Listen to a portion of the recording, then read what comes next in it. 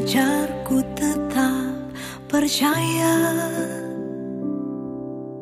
Tuhan ajarku tetap berharap.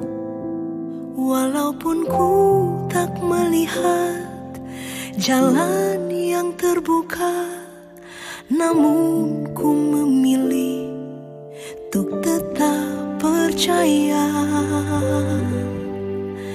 Tuhan tolonglah kuatkan hatiku, pegang tanganku dan beri harapan baru.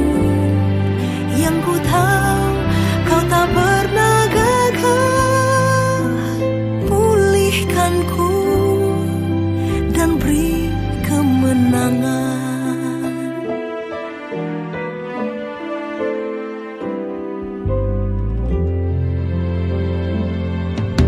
Tuhan ajarku tetap percaya, Tuhan ajarku tetap berharap. Walaupun ku tak melihat jalan yang terbuka, namun ku memilih untuk tetap percaya. Tuhan tolonglah kuatkan hatiku, pegang tanganku dan beri harapan baru. Yang ku tahu kau tak pernah gagal, pulihkan ku dan beri kemenangan.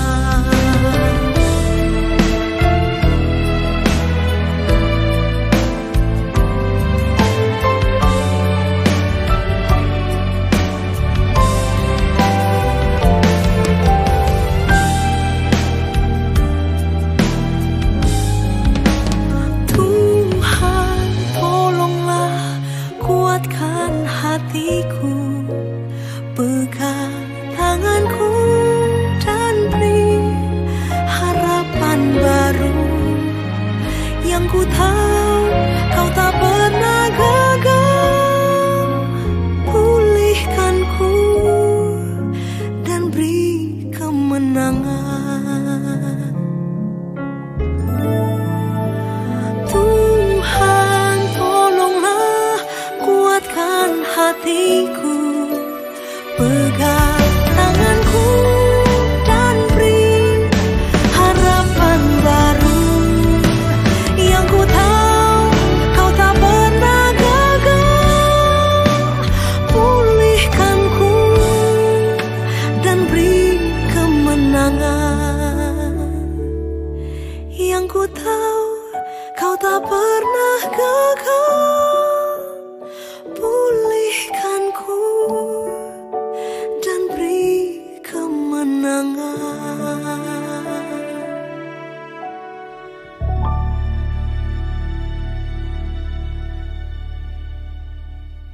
Haleluya. Hari ini kami bersyukur bahwa rancangan-Mu selalu ajaib buat kami dan jalan pikiran-Mu selalu tak terduga buat kami. Sekalipun ada banyak jalan yang mengejutkan, tetapi kami tahu kejutan-kejutan indah sudah Tuhan nyatakan di depan kami. Bahwa masa depan kami adalah masa depan yang cerah ceria cemerlang, masa depan yang luar biasa yang penuh harapan. Oleh sebab itu kami mau menikmati hadirat-Mu senantiasa. Kami mau menikmati wajah-Mu, kami mau menikmati hadirat-Mu. Dalam nama Yesus berfirman buat kami, roh jiwa tubuh kami siap menyambut firman-Mu. Dalam nama Yesus sama-sama katakan, amin. Shalom kekasih Tuhan, shalom yang ada di gedung ini, dan shalom juga yang ada di rumah-rumah dimanapun Anda berada. Tuhan adalah kekuatan kita, Tuhan adalah perlindungan kita, Tuhan adalah hikmat kita. Dan saya mau sharing buat kita sebuah tema, a changing encounter. Perjumpaan yang mengubahkan. Ada perjumpaan-perjumpaan yang mengubahkan kehidupan kita.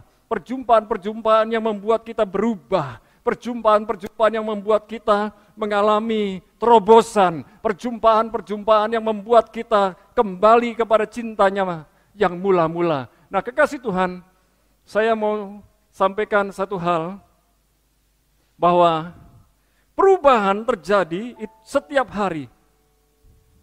Setiap hari mau nggak mau ada perubahan. Dan perubahan terjadi di berbagai bidang kehidupan, di pekerjaan, di rumah tangga, sekolah, dan berbagai bidang yang lain, ekonomi, politik, kesehatan.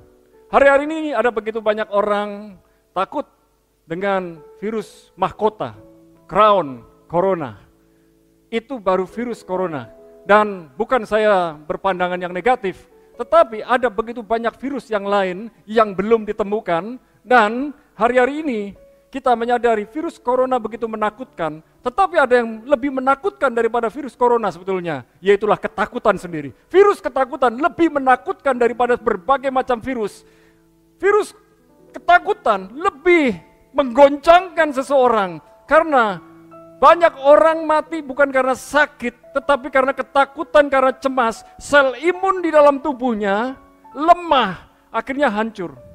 Sebuah penelitian yang terakhir mengatakan bahwa ada sebuah sel namanya sel T, itu yang dihajar oleh virus corona. Itu virus menghajar sel T itu sel imun yang paling akhir, yang paling kuat. Dan banyak orang yang menderita sakit AIDS, HIV, sel T-nya hancur. Jadi sekarang ada penelitian yang menyatakan bahwa virus corona perlu dihajar dengan obat AIDS. Tetapi itu baru penelitian dan kita tunggu beberapa hari mendatang, beberapa minggu mendatang, pasti vaksinnya ditemukan. Hikmat Tuhan turun buat para ilmuwan, para virologi yang menemukan virus, vaksin-vaksin virus. Nah, kekasih Tuhan, perubahan pendapatan juga mengubah pola hidup dan gaya hidup. Hari ini pasti saya sangat yakin, hampir tidak ada orang jalan-jalan. Artinya begini, traveling dari satu negara ke negara, dari benua ke benua, ya. Jangankan dari negara ke negara, benua ke benua, pulau ke pulau, kalau tidak penting tidak pergi. Jangankan demikian, semua negara oleh WHO dianjurkan untuk tinggal di mana? Di rumah. Jadi ini kesempatan buat family time, buat waktu keluarga. Bukan bicara tentang quality time lagi, tapi family time, betul-betul nikmati. Betul-betul nikmati cinta mula-mulamu, hai para pria dan wanita. Betul-betul mengalami pemulihan dalam keluarga. Saya percaya perubahan pendapatan itu memang membuat perubahan pola hidup. Otomatis kencangkan ikat pinggang. Tapi jangan-jangan setelah kita coba kencangkan ikat pinggang, bukannya pinggang kita makin kencang, tapi makin melebar. Karena ada banyak orang yang cuman mangan turu tok, makan tidur. Tapi saya mau dorong buat kekasih Tuhan, produktiflah dari rumah, kreatiflah dari rumah, efektiflah menggunakan waktu-waktumu. Ya, saya lihat Facebooknya Pak Indra karang beberapa lagu, betul ya. Ya, terus bisa produktif, ya. Bahkan nanti bisa konser online, ya. Pak Hendra bisa konser online dengan yang lain-lain. Nah, itu namanya produktif. Jadi jangan bilang, kenapa Tuhan? Lalu kita nyanyi, betapa malang nasibku. Ih, kasihan banget ya lo. Ya, tidak ada yang nasibnya malang. Nasib ditentukan oleh diri kita sendiri. Saya percaya Tuhan sudah memberi hikmat buat kita. Apa saja yang ditemukan oleh tangan kita, kerjakan dengan sungguh-sungguh, kerjakan dengan maksimal. Tawarkan kepada teman-temanmu, pasti bisa. Hari-hari ini home industry, dari rumah kita, apa yang kita lakukan? Bikin masker. Ya kan? Bisa bikin masker, bisa bikin yang lain-lain. Saya yakin, orang yang melihat pekerjaanmu, gak tega minta, pasti akan membeli. Dan janganlah menjual dengan harga yang mencekik leher, tapi jualah dengan harga yang wajar. Percayalah, apa saja yang bisa Bapak Ibu kerjakan di rumah, kerjakan dengan sungguh-sungguh, pasti berhasil. Kalau itu kita kerjakan bersama dengan Tuhan, amin. Nah, gaya hidup juga berubah. Dulu ngafe, ya, pengusaha kafe, tetap bersyukur karena kafemu mungkin kosong tapi delivery order tetap jalan.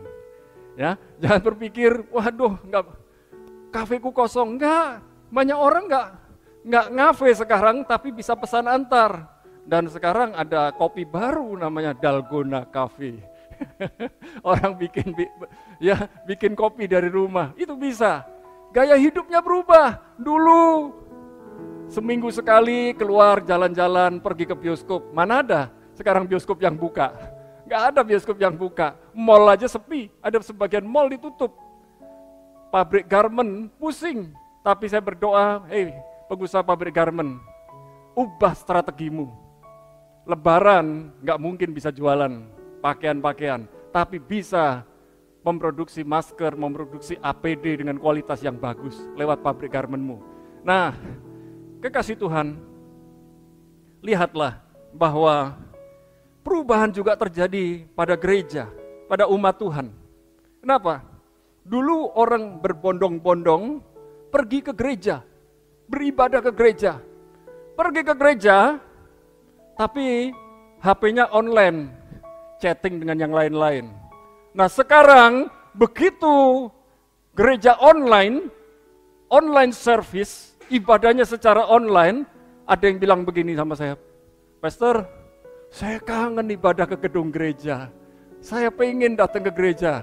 Ada yang lain, dulu kalau ke gedung ogah-ogahan, sekarang kangen. Puji Tuhan, saya berdoa, saudara punya rasa kangen untuk datang beribadah, tetapi mulailah dari rumah. Saya mulai melayani komsel lewat WA, ya, WA video call. Nanti ada juga yang minta saya lewat Zoom, lewat yang lain. Kita bisa berbagi berkat, berbagi kekuatan, berbagi penghiburan satu dan yang lain. Nah, dulu pergi ke gereja di gedung, sekarang di rumah-rumah. Inilah yang disebut gereja rumah sebetulnya. Bukan gereja rumah yang seperti yang zaman dulu, nggak ada gembalanya, melaku dewe-dewe, sakar PDW semaunya sendiri. Tidak. Nah, umat Tuhan sedang diperhatikan oleh Tuhan, bagaimana sikap, respon, dan reaksinya ketika menghadapi perubahan. Perubahan demi perubahan terjadi. Tuhan mau sikap kita seperti apa? Sikap hati ini sangat penting. Dan Tuhan mau kita intim dengan Tuhan. Hari-hari makin intim dengan Tuhan, makin melekat dengan Tuhan, makin kuat melekat dengan Tuhan. Dan Tuhan mau kita memperbarui sikap hati kita setiap hari. Apapun boleh menempa kita, apapun boleh menyerang kita, apapun boleh terjadi dalam kehidupan kita. Namun ketika kita menjaga sikap hati kita, maka kita akan memancarkan sinar kemuliaannya Tuhan. Burung boleh saja terbang di atas kepala kita, tapi jangan sampai biarkan burung bersarang di kepala kita. Jangan sampai burung boleh berkitaran. Jangankan burung, Pak, yang namanya nyamuk aja. Jangan biarkan perkataan-perkataan negatif. Jangan biarkan intimidasi. Jangan biarkan provokasi menyentuh hati kita. Jangankan masuk telinga kiri, keluar kanan, itu berarti sudah sempat didengerin. Masuk telinga kiri, mental dari telinga kiri. Masuk telinga kiri, mental dari telinga kiri. Jangan biarkan perkataan-perkataan yang menyakitkan, perkataan yang melukai hati kita, kita ingat-ingat, kita bawa sampai tahun demi tahun, kita kepahitan dengan orangnya sudah meninggal, kita masih pahit dengan orangnya. Buang itu. Ini waktunya memperbarui sikap hati kita. Amin. Nah, mau tidak mau, siap tidak siap, perubahan pasti terjadi setiap hari. Mau nggak mau? Yang ribut itu biasanya para wanita. Konon katanya, wanita-wanita sekarang ini diperkirakan sebulan lagi yang rambutnya pirang makin berkurang. Karena apa? Karena warna cat di rambutnya berkurang. Ya biasanya nyemir ke salon, sekarang nggak beli semir dulu. Kenapa nggak beli semir dulu? Anaknya perlu susu, anaknya perlu nasi. Nggak usah beli semir-semiran, biarin saja. Akhirnya ketahuan, rambutnya aslinya hitam, disemir coklat, disemir kuning, lah kembali semula. Hari-hari ini biasanya yang pergi ke salon, facial, pengusaha salon, salonmu boleh sepi, tapi kunjungilah klien-klienmu, kunjungilah pelanggan-pelangganmu, door to door, layani door to door. Jadi jangan hanya nunggu. Hari ini jangan nunggu, jangan pasif, jadilah proaktif. Perubahan pasti terjadi, katakan perubahan pasti terjadi. Nah, kita mau baca bersama Lukas 24 ayat 13 sampai 35, sebuah kisah dua murid Yesus yang berjumpa dengan Yesus dalam perjalanan dari Yerusalem menuju ke Emmaus. Mari kita perhatikan sama-sama, banyak ayat ini saya akan bacakan buat kekasih Tuhan.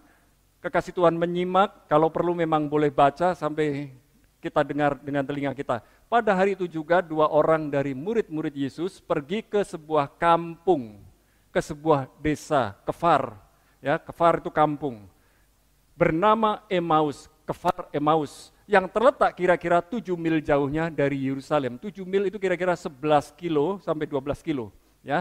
Tidak disebutkan arah mana, karena ada sebuah tempat yang lain namanya Emmaus, jaraknya sekitar jauh, sekitar 30 sampai 40 kilometer.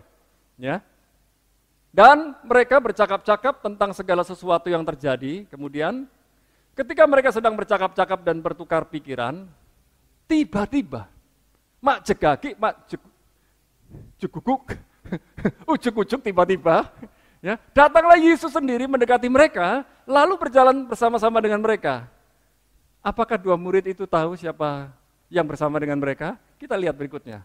Tetapi ada sesuatu yang menghalangi mata mereka, sehingga mereka tidak dapat mengenal dia. Nah, ini sebuah peristiwa di mana Yesus sudah disalibkan, sudah mati, dikuburkan, dan bangkit pada hari yang ketiga. Lalu dalam sebuah perjalanan dari Yerusalem menuju Emmaus, tiba-tiba Yesus dengan tubuh kemuliaannya, Yesus berkata kepada mereka, apakah yang kamu percakapkan sementara kamu berjalan? Maka berhentilah mereka dengan muka muram.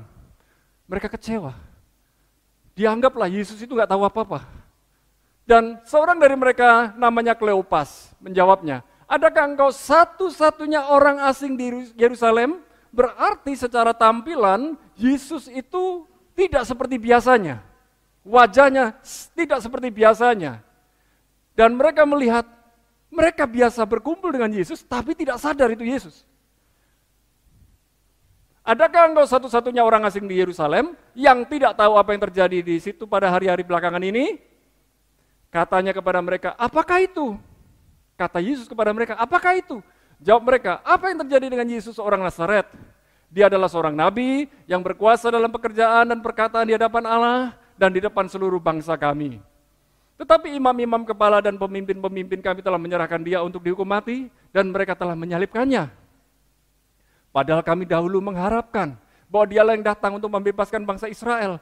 Tetapi sementara itu telah lewat 3 hari sejak semuanya itu terjadi. Jadi mereka punya pengharapan. Murid-murid Yesus punya pengharapan bahwa ketika bangsa Israel ada di dalam genggaman kekuasaan tentara Romawi, kerajaan Romawi, mereka ingin ada raja yang menaklukkan Israel, menaklukkan, mengalahkan Romawi, atau ada bangkit seorang raja dari Israel menggantikan apa yang ada, karena mereka sudah tidak punya raja. Dan Romawi yang berkuasa, mereka berpikiran Romawi dikalahkan dan itulah pahlawannya. Dan Yesus diharapkan seperti itu. Kerajaan Yesus bukan kerajaan bumi, bukan kerajaan Israel, tapi kerajaan surga. Dan next, tetapi beberapa perempuan dari kalangan kami telah mengejutkan kami, pagi-pagi buta mereka telah pergi ke kubur dan tidak menemukan mayatnya. Lalu mereka datang dengan berita bahwa telah kelihatan kepada mereka malaikat-malaikat yang mengatakan bahwa ia hidup. Dan beberapa teman kami telah pergi ke kubur itu dan mendapati bahwa memang benar yang dikatakan perempuan-perempuan itu, tetapi dia tidak mereka lihat. Lalu ia berkata kepada mereka, hai kamu orang bodoh, betapa lambannya hatimu sehingga kamu tidak percaya segala sesuatu yang telah dikatakan para nabi. Yesus berkata kepada mereka, menegur mereka, mengingatkan mereka, menghardik mereka. Betapa bodohnya, betapa lambannya hati. Bukankah Mesias harus menderita semuanya itu untuk masuk ke dalam kemuliaannya? Lalu ia menjelaskan kepada mereka apa yang tertulis tentang dia dalam seluruh kitab suci, mulai dari kitab-kitab Musa dan segala kitab nabi-nabi. Mereka mendekati kampung yang mereka tuju, lalu ia berbuat seolah-olah hendak meneruskan perjalanannya. Kira-kira 11 km tentu tidak terlalu jauh. Ya, mereka berjalan dan apa yang terjadi? Yesus seolah-olah mau meninggalkan kedua murid itu. Tetapi mereka sangat mendesaknya, katanya, tinggallah bersama-sama dengan kami, sebab hari telah menjelang malam dan matahari hampir terbenam. Lalu masuklah ia untuk tinggal bersama-sama dengan mereka. Waktu ia duduk makan dengan mereka, ia mengambil roti, mengucap berkat, lalu memecah-mecahkannya dan memberikannya kepada mereka. Ketika itu terbukalah mata mereka dan mereka pun mengenal dia. Mengetahui dia. Tetapi ia lenyap dari tengah-tengah mereka. Kata mereka seorang kepada yang lain, bukankah hati kita berkobar-kobar ketika ia berbicara dengan kita di tengah-tengah jalan dan ketika ia menerangkan kitab suci kepada kita? Lalu bangunlah mereka dan terus kembali ke Yerusalem. Di situ mereka mendapati ke-11 murid itu, mereka sedang berkumpul bersama-sama dengan teman-teman mereka. Ya seperti kita, kumpul-kumpul di rumah. Kata mereka itu, sesungguhnya Tuhan telah bangkit dan telah menampakkan diri kepada Simon. Lalu kedua orang itu pun menceritakan apa yang terjadi di tengah jalan dan bagaimana mereka mengenal dia waktu ia memecah-mecahkan roti.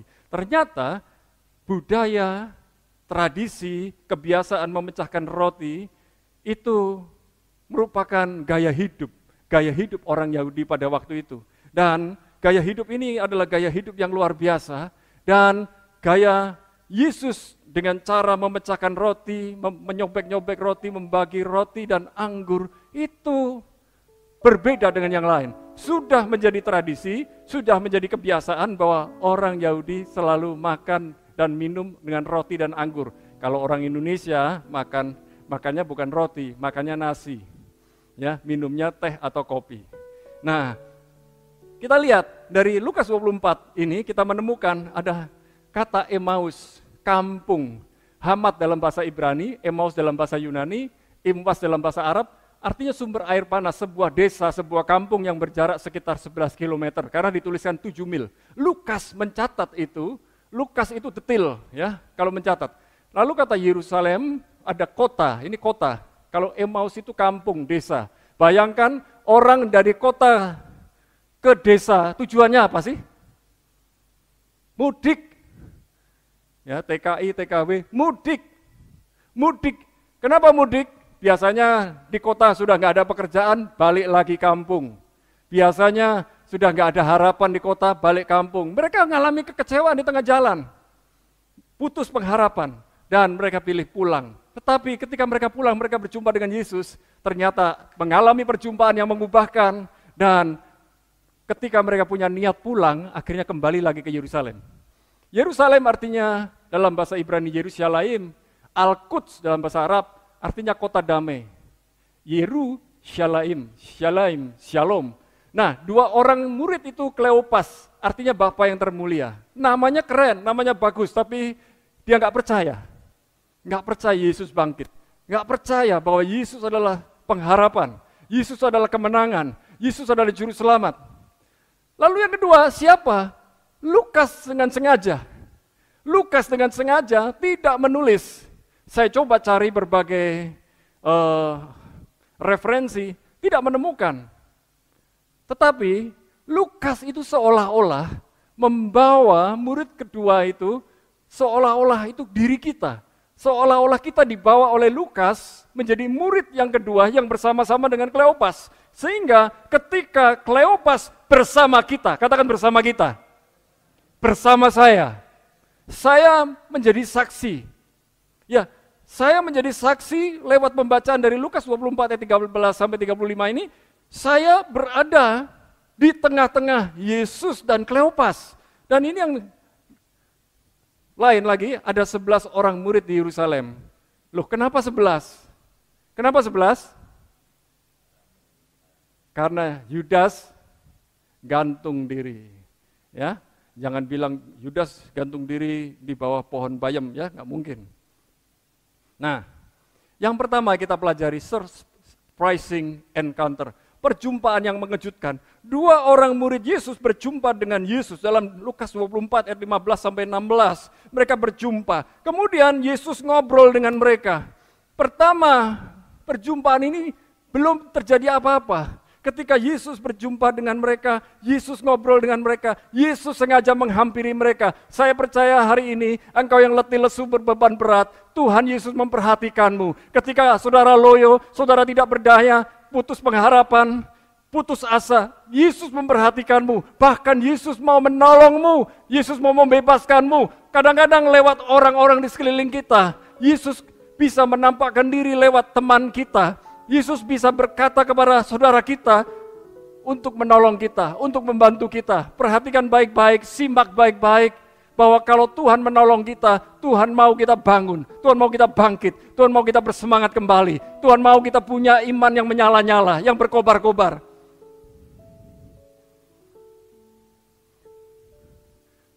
Pada waktu itu mereka sedang kecewa. Mereka punya pengharapan yang salah tentang Yesus. Mereka pikir Yesus itu adalah raja yang sanggup mengalahkan tentara Romawi secara fisik. Tentu tidak. Kekasih Tuhan, Yesus bukan raja secara fisik, tetapi Yesus adalah raja surga dan raja bumi. Jangan punya pengharapan yang salah tentang Yesus. Di tengah-tengah masa kesesakan ini, di tengah-tengah masa yang sukar ini, jangan salah pengharapan kepada Yesus. Yesus bisa saja tiba ke rumah kita dan lalu beri kita makanan, beri kita uang dan lain sebagainya. Itu mudah. Tapi Tuhan mau hari-hari ini kita melekat intim dengan Tuhan kembali. Kekasih Tuhan, dalam surprising encounter ini, perjumpaan yang mengejutkan, Yesus menegur kebebalan hati dan ketidakpercayaan mereka. Hari ini jangan bebal lagi, jangan bodoh lagi, jangan lamban hati kita lagi. Ada pertolongan, ada jawaban dari Tuhan, ada kekuatan dari Tuhan, ada hikmat dari Tuhan buat kita semua. Tetap percaya kepada Tuhan, tetap andalkan Tuhan. Badai pasti berlalu, Tuhan akan menguatkan kita. Jangan lemah lagi, dan stop berkata-kata negatif. Memperkatakan kepada diri kita negatif. Ya, aku ini sekolahnya nggak tinggi, sehingga aku dipecat. Apa yang bisa aku perbuat? Stop. Jangankan orang yang pendidikannya kurang tinggi, orang yang pendidikannya tinggi pun bisa dipecat, bisa dilepas. Satu kali teman saya menyadari bahwa dia ingin bekerja ke tempat yang lebih baik. Dia bilang begini, saya pecat bos saya, karena saya mau pindah ke tempat pekerjaan yang lebih baik. Oh, saya tanya, kamu pecat bosmu? Iya, hebat, kalimatmu hebat. Jadi bukan bosnya yang pecat dia, tapi dia pecat bosnya. Artinya gini, dia mengundurkan diri dan dia pindah. Nah, Yesus mau berpisah dan meninggalkan mereka, seolah-olah Yesus memang mancing, mau tinggalin mereka. Dan luar biasa, ketika Yesus mau tinggalkan mereka, Yesus tahu orang-orang itu tertarik dengan percakapan bersama dengan Yesus. Kekasih Tuhan, kalau hidup kita menarik, hidup kita indah, hidup kita ini adalah terang dan garam dunia, orang tuh nempel dengan kita. Orang senang bersekutu dengan kita, orang senang bercakap-cakap dengan kita. Yesus akhirnya mau tinggal bersama dengan mereka. Dan lihat apa yang terjadi. Perjumpaan yang mengubahkan. Mata mereka terbuka dan terkejutlah mereka. Mereka lihat sendiri, itu Yesus yang sepanjang perjalanan bersama dengan mereka, matanya buta, tidak celik, tidak melihat. Tetapi kali ini ketika duduk bersama dengan Yesus, makan bersama dengan Yesus, mereka tercelik. Perjumpaan dengan Yesus membangkitkan semangat mereka. Dan mereka berkata, satu dengan yang bilang, bukankah kita waktu berbicara dengan Yesus, hati kita berkobar-kobar? Hai, masihkah hatimu berkobar-kobar ketika membincangkan firman Tuhan? Hai, apakah hatimu masih menyala-nyala dengan cinta mula-mulamu ketika membaca firman Tuhan, ketika merenungkan firman Tuhan? Saya bersyukur anak saya Sam setelah beberapa bulan ada di Surabaya, pertumbuhan rohaninya makin meningkat. Dan saya melihat hati yang lembut ketika kami bercakap-cakap tentang firman Tuhan, dia hatinya berkobar-kobar. Selain membaca buku-buku pelajaran untuk kuliahnya, dia juga baca buku-buku rohani. Dan punya kerinduan melayani. Dan yang luar biasa, dia bisa bagi tugas antara mengerjakan tugas kuliah, tugas kampus, dan tugas pelayanan. Dan masih bisa punya hubungan dengan orang tuanya. Saya bersyukur punya anak demikian, dan saya berdoa, kekasih Tuhan dimanapun Anda berada, bersyukurlah dengan anak-anak yang Tuhan titipkan buat saudara, yang Tuhan percayakan buat saudara. Mereka akan menjadi the next generation yang luar biasa, dipakai Tuhan, diberkati Tuhan, diurapi Tuhan. Perjumpaan dengan Yesus membangkitkan semangat mereka. Apakah perjumpaan dengan Yesus membangkitkan semangatmu? Mereka kembali ke Yerusalem. Tujuan awalnya mereka pergi ke Emmaus, pulang kampung, menyerah, pasrah. Sudahlah. No, jangan menyerah, jangan pasrah, berjuang kembali, kuatkan dan teguhkan hatimu. Perjumpaan dengan Yesus mengubahkan mereka. Dari yang mau pulang kampung, kembali ke kota, siap lagi. Dan mereka cerita kepada orang-orang yang bersama dengan mereka. Murid-murid Yesus, mereka cerita. Hai, aku tadi ketemu Yesus. Masihkah saudara ketika berjumpa dengan teman-temanmu masih cerita tentang Yesus? Atau kumpul-kumpul, cuman makan, cuman ngobrol-ngobrol, tetapi tidak mengalami perubahan? Hari ini ketika saudara video call, saudara sedang calling satu dan yang lain, ayo saling menguatkan, saling menghiburkan, ceritakan Yesus adalah Tuhan Allah Raja dan Juru Selamatmu. Perjumpaan dengan Tuhan itu mengubahkan, membangkitkan dan menguatkan kita. Katakan bersama-sama dengan saya, mengubahkan, membangkitkan, menguatkan saya. Alami perjumpaan dengan Yesus terus. Alami perjumpaan dengan Tuhan terus. Alami encounter dengan Tuhan. Haleluya. Mari sama-sama bangkit berdiri. Kekasih Tuhan yang ada di tempat ini maupun yang ada di rumah. Katakan bersama-sama dengan saya, keputusan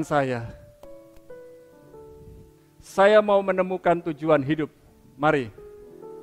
1, 2, 3. Saya mau menemukan tujuan hidup.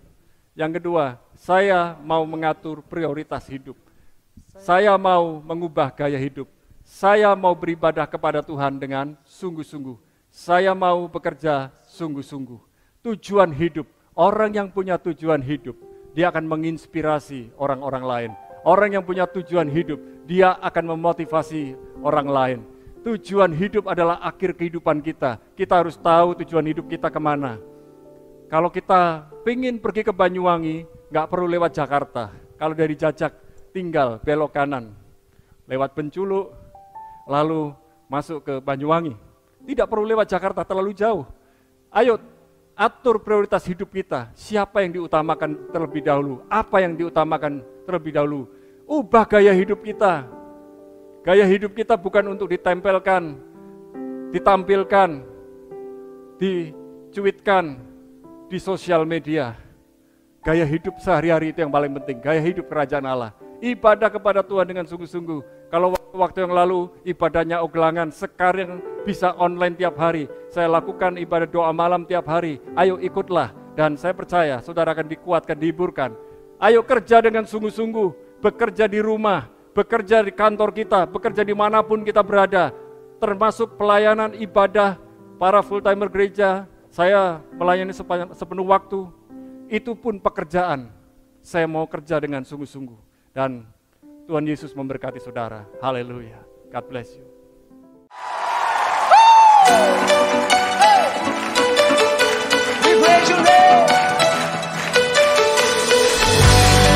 Tepuk tangannya mana buat Allah kita.